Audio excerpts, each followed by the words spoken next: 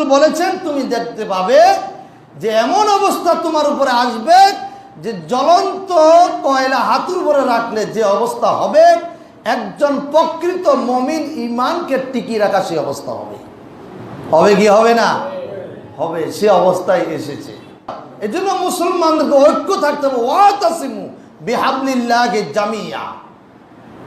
যদি ঐক্য না হয়, এক রুজ্জুতে না আসে, এক প্ল্যাটফর্মে না আসে, তাহলে এই মুসলমান মার আরো খাবে, আরো খাবে, আরো খাবে।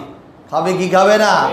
আরো নির্যাতিত হবে, আরো অত্যাচারিত হবে, আরো জেল খাটবে, জুলুম হবে, হামলা হবে, মামলা হবে, ঈমান নিয়ে টানাটানি করবে। রাসূল বলেছেন ইয়াবিউ দীনাহু বিআরদিন মিনাদ দুনিয়া।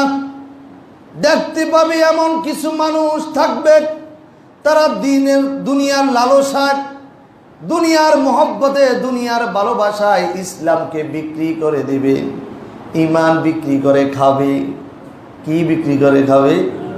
ঈমান বিক্রি করে খাবে। ওই যে রাসূল বলেছেন সকালবেলা সে মুমিন হয়েছে, যখন জেল এসেছে, জুলুম এসেছে, হামলা এসেছে, মামলা এসেছে, অত্যাচার নির্যাতনের স্টিমরোলার চলছে, তখন সে বিকাল বেলা কাফের হইয়া গেছে।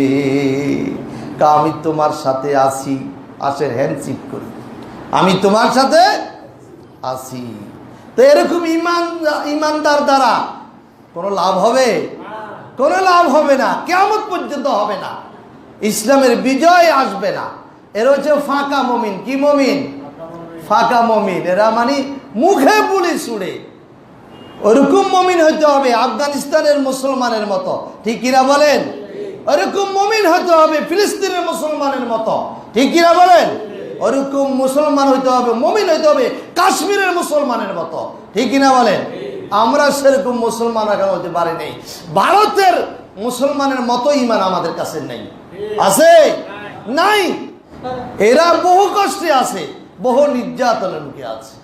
হযরতে বেলাল রাদিয়াল্লাহু তাআলা আনহু ইসলামের জন্য ঈমান আনার কারণে কি যে নির্যাতিত হয়েছেন, নিপীড়িত হয়েছেন, এটা তো আপনাদের জানা আছে না? জানা নাই?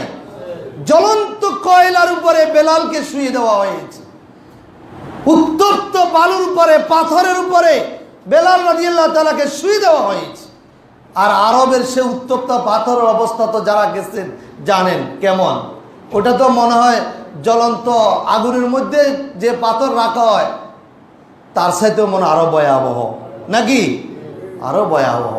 কিতাবের মধ্যে এসেছে হযরত বেলাল রাদিয়াল্লাহু তাআলা আনহুকে যখন পাথরের উপরে, ওই মরুভূমির বালুর উপরে শুয়ে দেওয়া হতো, বেলাল রাদিয়াল্লাহু তাআলার দেহ থেকে, দেহগুলা জ্বলে, সেই দেহ থেকে চর্বি, তেল গুলা পড়ে জমিন ভিজে যেত।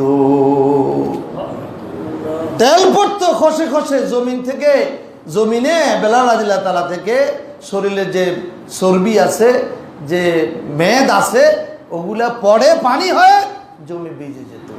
এরপর কি ঈমান দিছে? কি বলেছে? আহাদ, আহাদ, আহাদ।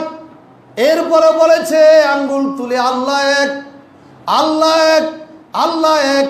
তারপরও আল্লাহকে ছাড়ব না। যদি আমাকে জ্বালিয়ে দেওয়া হয়, পুড়িয়ে দেওয়া হয়, ছাই ছাই করে দেওয়া হয়, তারপরে আমি ঈমান ছাড়বো না। ঈমান ধরে রেখেছে, রেখেছে কিনা? সুমাইয়া রাদিয়াল্লাহু তাআলা আনহাকে বর্ষা দিয়ে আঘাত করেছে লজ্জাস্থানে, করছে কিনা? বর্ষা দিয়ে তার লজ্জাস্থানে বর্ষা ঢুকিয়ে দিয়েছে, তীর ঢুকিয়ে দিয়েছে। এরপরও তিনি বলেছেন আহাদ, আহাদ, আহাদ। ঈমান ছাড়েন নাই। খাব্বাব, খুবাইর প্রত্যেকের এই দশা না? হয় নাই? আমরা কি সেরকম অবস্থায় পৌঁছেছি? এখনো সে অবস্থায় পৌঁছি নাই, কিন্তু পৌঁছেছে ওরা। আফগানের মুসলমান, ফিলিস্তিনের মুসলমান, কাশ্মীরের মুসলমান, ভারতের মুসলমান, তারা পৌঁছেছে সে অবস্থায়। তাদের উপরে বম্বিং করছে ইসরায়েল, ইহুদিরা, কিন্তু তারা কি করছে? তীর মারছে। তারা কি করছে? পাথর মারছে, ইট পাটকেল মারছে। তারা কি মারছে? এগুলা দিয়ে তাদের সাথে কি করছে? মোকাবিলা করছে, রকেট মেরে মোকাবিলা করছে। তাদের হাতের একটা লাঠিও নেই, একটা বাঁশের কুঞ্চিও নেই, একটা লম্বা ধারালো তরবারিও নেই। কারণ তারা মুসলমান। তারা কি? তারা আঘাতে বিশ্বাস করে না, তারা প্রতিহতে বিশ্বাস করে। যখনই তাদের উপরে কোনো আঘাত আসে তখন তারা প্রতিহত করে। সেটা তাদের কাছে নগণ্য ইট, পাটকেল, তীর এবং রকেট ছাড়া আর কিছুই নেই। এরপর আল্লাহ তাআলা তাদেরকে বিজয় দিচ্ছেন কিনা? দিচ্ছেন, দিবেন। আল্লাহ তাআলা তাদের সাথে থাকবেন যারা ঈমানের উপরে অটল এবং অবিচল থাকবে। বলেন সুবহানাল্লাহ। এই জন্য ঈমানের উপরে অটল অবিচল থাকতে হবে, তা না হলে বিজয় সম্ভব নয়। শুধু ফাঁকা ফাঁকা আওয়াজ দিয়ে হবে না। এই জন্য বলা হয়েছে যে ঈমান প্রয়োজনে জ্বলে উঠে না, যে ঈমান সত্য ন্যায়ের কথা বলে না। ঠিক কিনা বলেন?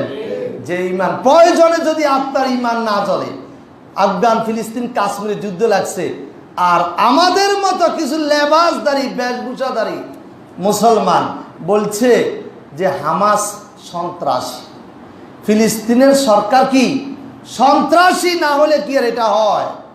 হে নাকি জুলুমবাস। ওর ঈমান আসেনি? আছে?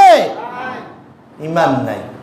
যে ঈমানে প্রয়োজনে জ্বলে উঠে না, যে ঈমান সত্য ন্যায়ের কথা বলে না, যে ঈমানে বাস্তবে নাই, যে ঈমানে ময়দানে নাই, মুখে শুধু ফাঁকা বলি, কি করে বলো তারে ঈমানে বলি, কি করে বলো তারে ঈমানে বলি।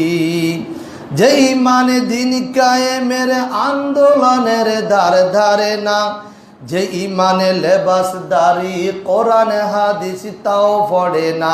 ঠিক কিনা বলেন? যে ঈমানে দিন কায়েমের আন্দোলনের ধার ধারে না, যে ঈমানে লেবাসদারি কোরআন হাদিস তাও পড়ে না, যে ঈমানে খাজারের নামে মাজারে গড়ে ফুলুস কামায়, যে ঈমানে শিরকিয়তের আমল করে তৃপ্তি যে পায়, যে ঈমানে বাস্তবে নাই, যে ঈমানে অন্তরে নাই, মুখে শুধু ফাঁকা বলি, কি করে বলো তারে ঈমানে বলি, কি করে বলো তারে ঈমানে বলি। যে ঈমানে ঈমানি বলে নাস্তিকতার মঞ্চে উঠে, যে ঈমানে বাতিল মতের দোসর হয়ে ফায়দা লুটে। আছে কিনা বলেন?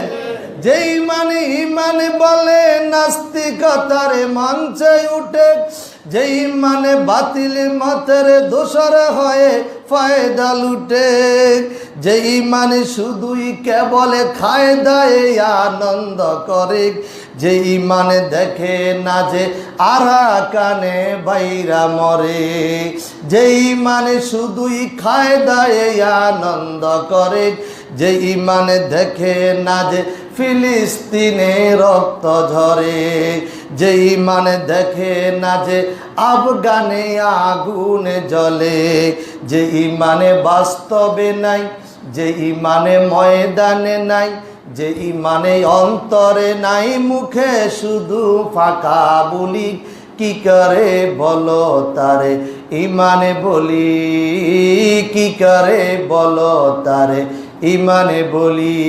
ঠিক কিনা বলেন? মুখে শুধু পাকা বলি দিয়ে ঈমানদার হওয়া যায় না।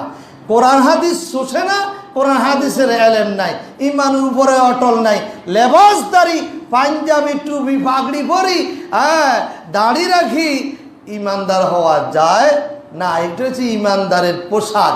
ভিতরে যে ঈমান আছে এটা প্রকাশ করতে হবে। কি করতে হবে? প্রকাশ করতে হবে। এই জন্য আমরা ঈমানের উপরে অটল থাকার জন্য চেষ্টা করব।